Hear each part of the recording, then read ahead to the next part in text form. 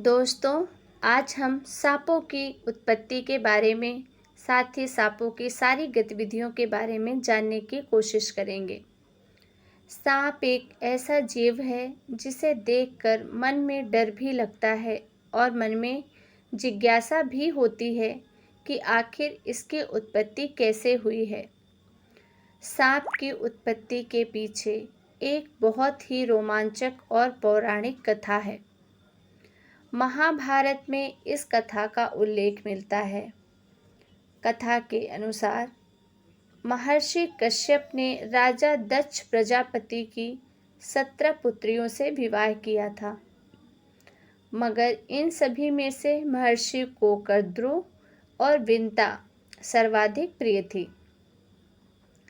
एक बार महर्षि ने दोनों से वरदान मांगने को कहा कि कद्रु और विंता ने क्या मांगा और सांपों की उत्पत्ति कैसे हुई। कद्रु ने कहा, महर्षि, मैं 1000 पराक्रमी और शक्तिशाली पुत्रों की मां बनना चाहती हूँ। जब विंता को ये बात पता चली तो उसने महर्षि से वर मांगा कि हे स्वामी, मुझे तो एक ही पुत्र चाहिए, मगर वह पुत्र इतना ताकतवर हो कि कद्रु के सभी पुत्रों का नाश कर सके। महर्षि ने दोनों पत्नियों को उनकी इच्छा के अनुसार वरदान दे दिए।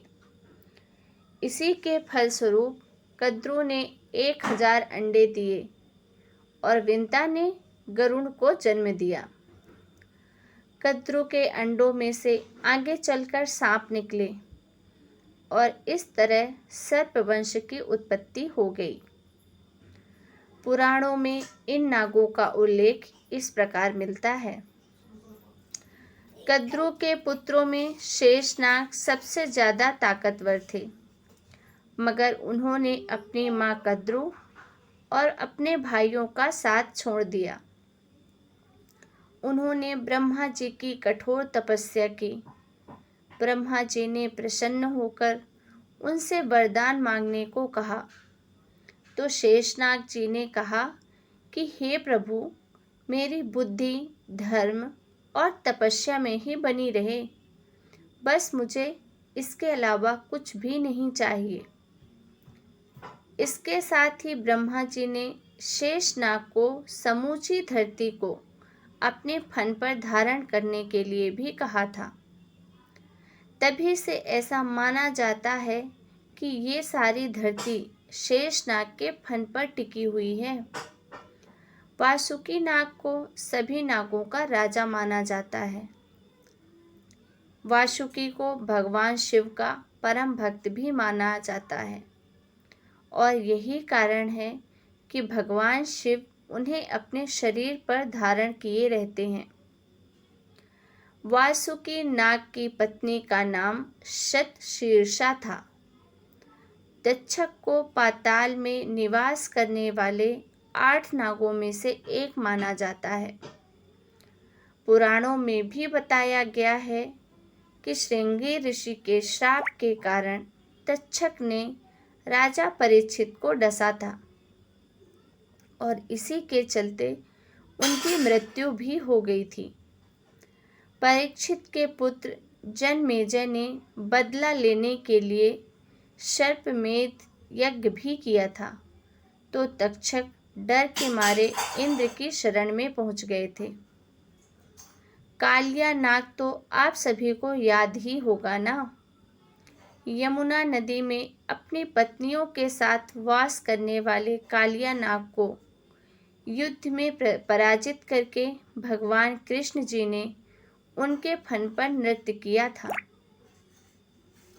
कालिया नाग की पत्नियों की विनती करने और रिक्वेस्ट करने पर ही भगवान श्री कृष्ण जी ने उन्हें क्षमा करके दूसरे स्थान पर वास करने के लिए कहा था।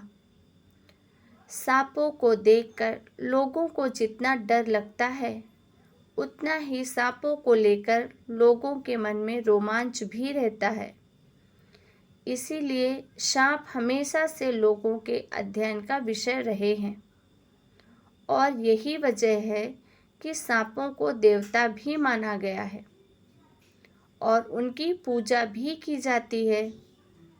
भविष्य पुराण में तो सांपों के बारे में ऐसी बातें बताई गई हैं कि जिन्हें जानकर सच में आप हैरान रह जाएंगे। नागिन नागिन ज्येष्ठ और आषाढ़ के महीने में गर्भ धारण करती है और कार्तिक के महीने में 240 अंडे देती है।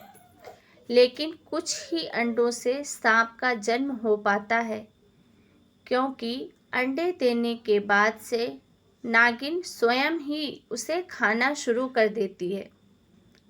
सांप हमेशा रेंग कर चलते हैं, क्योंकि ऐसा माना जाता है कि इनके पाँव नहीं होते। लेकिन भविष्य पुराण में कश्यप मुनि बताते हैं कि सांपों के 240 पैर होते हैं, लेकिन रोए के समान होने के कारण वो दिखते नहीं हैं। चलते समय ये पैर बाहर निकल आते हैं और अन्य समय ये उनके शरीर से ही चिपके रहने के कारण लोगों को दिखाई नहीं देते। सांपों को देखकर लोगों को बहुत डर लगता है, इसीलिए ही सांप के बारे में लोग ज़्यादा से ज़्यादा हमेशा जानने की कोशिश करते हैं। यही वजह है कि नाग पंचमी के दिन हमारे पुराणों में सांपों की पूजा करने का प्रावधान है। बहुत सी बातें सांपों के बारे में ऐसी हैं जिन्हें जानकर आप हैरान हो जाएंगे। जैसा कि मैंने बताया, नागिन ज्येष्ठ और आषाढ़ के महीने में गर्भ धारण करती है और कार्तिक के महीने में अंडे देती है। लेकिन वो अंडे 1-2 नहीं बल्कि 240 अंडे होते हैं। लेकिन अगर सभी अंडों में से सांपों की उत्पत्ति होने लगी तो इस धरती में इंसानों से ज़्यादा सांप होंगे। इसी कारण सभी अंडों में से सांप नहीं निकलते, क्योंकि नागिन सांप अपने अंडे देने के बाद खुद ही उन्हें खाना शुरू कर देती है। साथ ही लोगों को सांपों के पैर दिखाई भी नहीं देते, क्योंकि उनके पैर बहुत ही छोटे और रुमे के समान होते हैं, जिसके कारण वो चलने के समय तो बाहर निकलते हैं, लेकिन बाकी समय शरीर से चिपके रहने के कारण वो मनुष्य को नहीं दिखते। मनुष्यों की भांति सांपों के भी 32 दांत होते हैं, लेकिन सिर्फ 4 दांत ही विषैले होते हैं। जन्म के 7 दिनों के बाद सांप के दांत निकल आते हैं और 25 दिनों के बाद ही इनमें विष आ जाता है। यानी कि जन्म के 25 दिन के बाद से सांप किसी की भी जान डसकर ले सकते हैं। जिन सांपों के दांत लाल, पीले या सफ़ेद होते हैं, उनके दांतों में कम विष होता है और वह ज़्यादातर डरपोक सांप होते हैं। ऐसे सांप हमेशा भय के कारण ही काटते हैं। जन्म के 6 महीने के बाद सांप अपनी केचुली बदल सकता है। भविष्य पुराण के अनुसार सांप काटने से मरने वालों की आत्मा को शांति नहीं मिलती है। ऐसे व्यक्ति को विषहीन सांप के रूप में अगला जन्म प्राप्त करना रहता है। नाग पंचमी के दिन नाग की पूजा से ऐसे व्यक्ति की आत्मा को शांति मिलती है। दुनिया भर में सांपों की कई प्रजातियां पाई जाती हैं। हमारे देश में भी कई जहरीले सांप और कई बिन जहरीले सांप पाए जाते हैं। सांप अंडे देकर उन्हें छोड़ देती है। बाद में अंडों से बच्चे निकलकर इधर उधर घूमने लगते हैं। सांप के बच्चों में जन्म के बाद जहर नहीं होता, लेकिन जन्म से 20 से 21 दिन के बाद ही बच्चों में जहर तैयार हो जाता है और इसी उम्र तक सांप बच्चे इतने जहरीले हो जाते हैं कि वो इनके काटने से किसी की भी जान जा सकती है, इंसान की मृत्यु हो जाती है। तो दोस्तों, इस आर्टिकल में आपको सांपों के बारे में हमने कुछ ऐसी जानकारी बताई है जिन्हें अभी तक शायद आप नहीं जान पाए होंगे। हैरान करने वाली बात है, सांपों की स्टडी पर करने वाले बताते हैं कि अक्टूबर और नवंबर के महीने में सांप अंडे और बच्चे देते हैं। इनके जीवन चक्र में ये सबसे उपयोगी समय होता है और इसी वजह से बारिश के दिनों में सांपों को मारने से बचने की सलाह दी जाती है।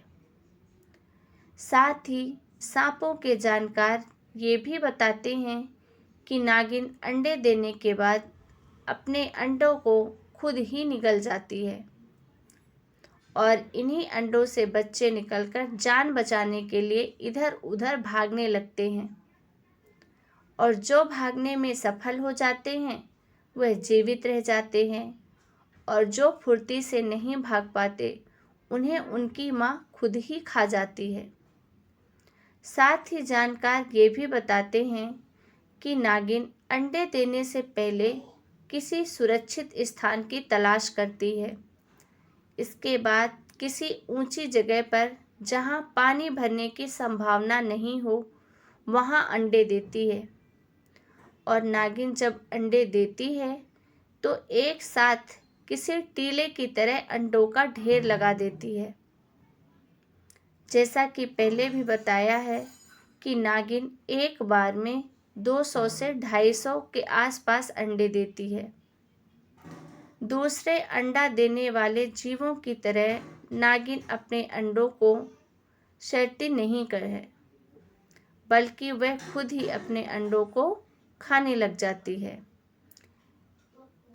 इसी प्रक्रिया में जो अंडे लुढ़क कर नागिन से दूर चले जाते हैं उसमें से बच्चे निकलने की संभावना बढ़ जाती है। अंडे से निकलने के बाद बच्चों का रंग किसी मांस की तरह ही होता है। अंडे से निकलने के 7 दिन बाद सांप अपनी असली रंग में आ जाते हैं।